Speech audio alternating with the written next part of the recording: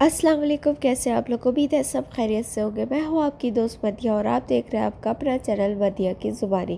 آج میں آپ کے لیے لے کر آئی ہوں یہ تو نہ تھی ہماری قسمت کا لاسٹ ایپیسوڈ۔ تو چلے شروع کرتے ہیں۔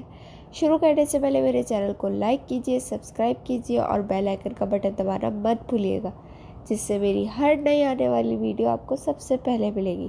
تو چلے شروع کرتے ہیں۔ والدین مجھے ڈاکٹر کو دکھانے لگے۔ ہماری ہنستی کھیلتی بچی کو اچانک یہ کیا روگ لگ گیا، لیکن وہ نہیں جانتے تھے کہ یہ روگ دوائی کا لاحق نہیں ہے۔ شیردل کالج سے نہیں پر اپنے گھر سے بھی چلا گیا۔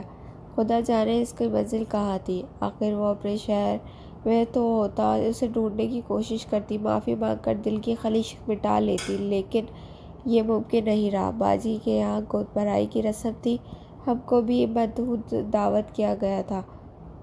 امی نے چلنے پر اصرار کیا تو مجبوراً جانا پڑا۔ وہ دلہا بھائی کے عزیز دوست بھی آئے ہوئے تھے، ان میں سے ان کا دوست ندیم بھی تھا۔ یہ میری پھوپھی کا بیٹا تھا۔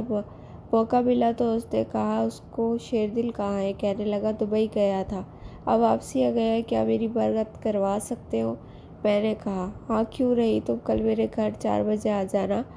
حامد سے دعوت کی تقریب میں میرا دل نہیں لگ رہا تھا، میں بھری محفل میں اکیلی تھی۔ ندیم نے میری کیفیت کو بھانپ لیا تھا۔ اب اس سے کہا مریم لگتا ہے کچھ مسئلہ ہے، میری طبیعت ٹھیک نہیں ہے۔ میں نے جواب دیا میں اپنے دل کا احوال کسی کو نہیں بولنا چاہتی تھی۔ دوسرے روز پھوپھی کے گھر گئی تو شیردل میرے سامنے تھا۔ اپنی آنکھوں پر یقین نہیں آ رہا تھا۔ سوچ رہی تھی کہ کیسے اس کی آمد کا اظہار کروں، معافی طلب کروں۔ ہمت کر کے جب اس سے مخاطب کرنا چاہا تو اس نے منہ پھیر لیا۔ شاید وہ مجھ سے نفرت کرنے لگا تھا، بات کرنا نہیں چاہتا تھا، جبکہ یہ سوچ کر آئی تھی کہ آج اس سے دل کی بات ضرور کروں گی۔ میں اس کا تلخ لہجہ تو برداشت کر سکتی تھی، لیکن منہ پھیرنا برداشت سے باہر تھا۔ تبھی میں فوراً پھوپھی جان کے کمرے میں چلی گئی اور خود کو خوب روئی۔ کچھ دیر بعد جب منہ دھو کر واپسی آئی تو حال میں سب کھانے میں مصروف تھے، کسی نے میری آمد کا نوٹس نہیں لیا، مگر ندیم نے شیردل کو کچھ کہا۔ وہ اٹھ کر میرے پاس آیا اور کہنے لگا ہاں میں خاص طور پر اسی وجہ سے آئی ہوں، میں تم سے میری زبان لڑکھڑا گئی۔ کہو، اس نے ڈراس بندھانے والے لہجے میں کہا، ایسی کیا بات ہے جو تم اس قدر ہچکچا رہی ہو؟ میں دراصل تم سے معافی مانگنا چاہتی ہوں۔ اس روز نہ جانے میں کیوں تم سے اس قدر زیادتی کر گئی کہ تم نے کالج آنا ہی چھوڑ دیا۔ اور چھوڑو، بھول جاؤ اس بات کو، میں نے کالج آنا چھوڑا، دنیا تو نہیں چھوڑی نا۔ اس روز کی بات بھلا کر کوئی بات کرو۔ اور تو کوئی بات نہیں، میں نے آنسو پہنچے۔ اچھا سنو، اگلے ہفتے میرے گھر میں ایک تقریب ہے، تم ضرور آنا۔ ایسا سمجھ لینا میری سالگرہ ہے، ضرور آنا، میں شدت سے انتظار کروں گا۔ وہ مخصوص ادا سے مسکرا دیا اور میرے سارے غم ڈھل گئے۔ میں خوشی سے نہال ہو گئی۔ میں سوچ بھی نہیں سکتی تھی کہ میں اس قدر اعلیٰ ظرفی کا مظاہرہ کرے گا۔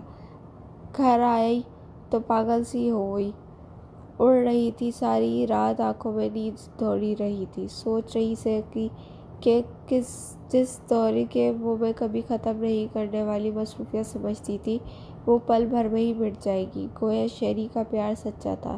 دکھ ملنے کے باوجود اس نے مجھے نہ بھلایا، وقتی طور پر منہ موڑا تو پھر اس کا کچھ سبب بھی نہ تھا۔ اس دن کا انتظار تھا جب میں اس کے گھر پر بلایا تھا۔ اس دن کے آنے میں کئی دن باقی تھے، جن کو کاٹنا میرے لیے بس میں ہی نہیں تھا، مگر اس شخص سے پیار کرنا تو میرے بس میں تھا جس کو میں نے کھو کر پایا تھا۔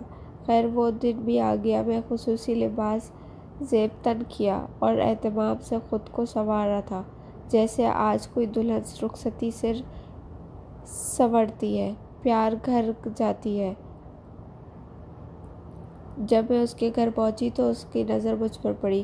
وہ تیز قدموں سے میری جانب آیا اور میرا ہاتھ پکڑ کر اسٹیج پر لے آیا۔ میں نے کہا پتہ نہیں شیری تو مجھے کیوں بلایا ہے۔ تھوڑی دیر بعد شیری کے ابو اسٹیج پر آئے اور کہنے لگے آج میں آپ لوگوں کو اس خوشی کے موقع پر خاص طور پر اس لیے بلایا کہ میری بیٹی شیردل کی نسبت میری بھتیجی شرمین کے ساتھ طے ہو رہی ہے۔ آؤ بیٹی شرمین۔ تب ہی ایک نازک سی شرمیلی لڑکی نظریں جھکائے اسٹیج پر آئی۔ یہ سن کر مجھے جیسے قیامت ٹوٹ پڑی۔ پھر چاروں طرف بکھری خوشیوں میں مزید جان پڑ گئی۔ کیک کاٹا گیا اور اس کے بعد رنگ منگنی کی رسم شروع ہو گئی۔ ہنگامہ حسین سے حسین تر ہو گیا اور میرا دل بوجھنے لگا، جیسے میں کسی کنویں میں جا پہنچی ہوں اور گر گئی ہوں۔ آج اس نے سامنے میرے منہ پر تھپڑ مار دیا۔ اس تھپڑ کو میں زندگی بھر نہیں بھلا سکوں گی۔ بڑی مشکل سے اپنے آنسو پر کنٹرول کیا اور روتی صورت سے اسے مبارکباد دینے لگی۔ پھر اس کی منگیتر سے کہا، تم خوش قسمت ہو کہ تمہیں شیر دل جیسا جیون ساتھی ملا۔ ایسا اچھا انسان کبھی کسی عمر بھر میں نہیں مل سکتا، اس کی قدر کرنا۔ اس نے معائنہ خیز نظروں سے مجھے دیکھا، جیسے پوچھ رہی ہے کہ اس قدر یقین ہے کہ ایسا بولنے والی آخر تم ہو کون؟ میں اس کی دوست ہوں، کلاس فیلو۔ ایک دم میں صفائی پیش کر دی، پھر خود ہی شرمندہ ہو گئی اور اس سے پوچھا تو رہی میں کیوں وضاحت کرنے لگی۔ اس کے بعد میں گھر آ گئی۔ سچ میں انسان کا دل شیشہ ہوتا ہے، ذرا سی ٹھیس لگ جانے سے ٹوٹ جاتا ہے۔ ایک بار شکستہ ہو تو پھر نہیں جڑتا۔ جو آنکھیں کل تک چمک رہی تھی، آج اس کی اشواق کی برسات تھی۔ لیکن یہ قسمت کا سبھی کھیل نرالے ہوتے ہیں۔ کس بات میں کیا مصلحت ہے وہ تو اوپر والا ہی جانتا ہے، لیکن آدمی خطا کو پالتا ضرور ہے اور غلطی انسان سے ہی ہوتی ہے۔ اس المیت میں قصور میرا ہی تھا۔ جس شخص سے کل مجھے نفرت تھی، آج اسے اس لیے مر رہی تھی۔ شادی کے چند دنوں بعد شیردل اپنی نئی نویلی دلہن کے ہمراہ ہمارے گھر آیا، پھوپھی اور ندیم کے ہمراہ ہم سے ملنے۔ امی ابو نے اس جوڑے کو بہت پیار سے سواگت کیا، لیکن میرا جی رہا چاہتا تھا کہ سامنے کرنے آؤں۔ امی اور پھوپھو جان آواز دے رہی تھی تو کدھر آئی بھائی، ادھر آؤ، دیکھو کون آیا ہے۔ شہری کے ساتھ اس کی دلہن بھی آئی ہے، لیکن میں نے کوئی خاص توجہ نہ دی، اپنے سارے حواسوں کو کوڑا بند کر لیے۔ تبھی ندیم کی آواز آئی کہ بلا کر آتا ہوں، اور میرے کمرے میں آیا۔ میں ہاتھوں میں منہ چھپائے رو رہی تھی۔ تبھی اس نے میرے کندھے پر ہاتھ رکھ دیا، مجھے دلاسا دینے کے لیے۔ جب اس نے ہاتھ ہٹایا تو چاہا، لیکن ہٹا نہ سکی۔ اس کے کلائی میں بندھی گھڑی کی چین میں میرے گلے میں پڑی چین اٹک گئی تھی۔ پلیز ندیم، میری چین اٹک گئی ہے، اس کو اپنی گھڑی سے نکالو ورنہ ٹوٹ جائے گی۔ یہ نہیں ٹوٹے گی مریم، اس کو نہیں ٹوٹنے دوں گا۔ شاید قدرت یہی چاہتی ہے کہ ہم دونوں ایک لہکہ زنجیر میں بندھے رہیں۔ ندیم نے ایسا کہا تو مجھ کو جھٹکا سا لگا۔ سر اٹھا کر میں نے اسے دیکھا تو اس کی آنکھوں میں بھرپور اعتماد تھا میرے لیے، اور میری پھوپھی کا بیٹا تھا۔ میں اس کی اعانات کا حوصلہ نہیں کر سکتی تھی۔ تب بھی میں نے اس بے بسی سے اس کی طرف دیکھا۔ ہاں آؤ چلو میرے ساتھ، تمہاری آنکھوں میں آنسو کا سمندر ہے، لیکن میں اس کو نہیں ڈوبنے دوں گا، صحیح سلامت نکالوں گا۔ اس کے آگے بڑھے ہوئے ہاتھ کو جھٹک نہ سکی۔ ندیم نے آہستہ میری چین کو اپنی گھڑی کی چین سے الگ کیا اور میرا ہاتھ پکڑ کر مجھ کو وہاں لے آیا جہاں شیردل اور شرمین فاختہ انداز میں بیٹھے تھے۔ میں نے تبھی اپنے اندر طوفان پر غلبہ پا لیا، کیونکہ ندیم نے گرم جوشی سے میرا ہاتھ دبا کر مجھے اس بات کا اندیشہ دیا تھا کہ کمزوری مت دکھاؤ، بلکہ مضبوط بنو اور ناقابل شکست بنو۔ اس اندیشے کو قبول کرتے ہوئے میں نے شان سے مسکرائی۔ مجھے نہیں معلوم میری آنکھوں کی نمی سے انہوں نے کیا تاثر لیا، مگر میرے ہونٹوں پر مسکراہٹ تھی اور میرے چہرے پر اعتماد۔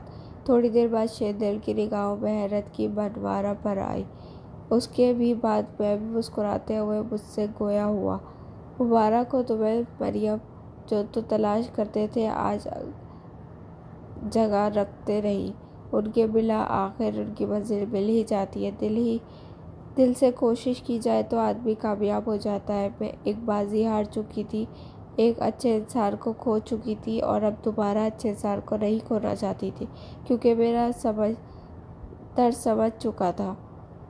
میں اس کی ذہانت کی قدر کرنا چاہتی تھی، کیونکہ میری جان گئی تھی کہ اچھے انسان بہت مشکل سے ملتے ہیں۔ میری رضامندی کے بعد ندیم نے امی ابو کو رشتے کا پیغام دیا، اور پھوپھی جان کو بھی یہی خواہش تھی کہ والدین نے اس کی خواہش کا احترام کیا، اور جب ہماری شادی ہو گئی تو ہمارا وزٹ میکے کے بعد ندیم کے چاچا کے گھر یعنی شیردل کے گھر ہوا۔ شیردل کو دیکھ کر حیران ہوا۔ اس نے خوشی دلی سے مبارکباد دی، لیکن ان کی آنکھوں میں نمی طری نظر آ رہی تھی، اور اس نمی کے پیچھے کے طوفان کو ایک پل میں جان گئی تھی۔ مجھے خوشی بھی ہوئی تھی اور دکھ بھی ہوا تھا، لیکن کیا کیجیے، اس کو کہتے ہیں اپنی قسمت، اپنا نصیب۔ اور آج میں یہ کہانی لکھ رہی ہوں۔ میری عجیب حالت ہے، آنکھوں سے آنسو اور ہاتھوں میں لرزش ہے۔ امید ہے آپ کو یہ سٹوری پسند آئی ہوگی، اور نیکسٹ سٹوری کے لیے میرا چینل لائک کیجیے، شیئر کیجیے اور سبسکرائب کیجیے۔ جب تک کے لیے اللہ حافظ۔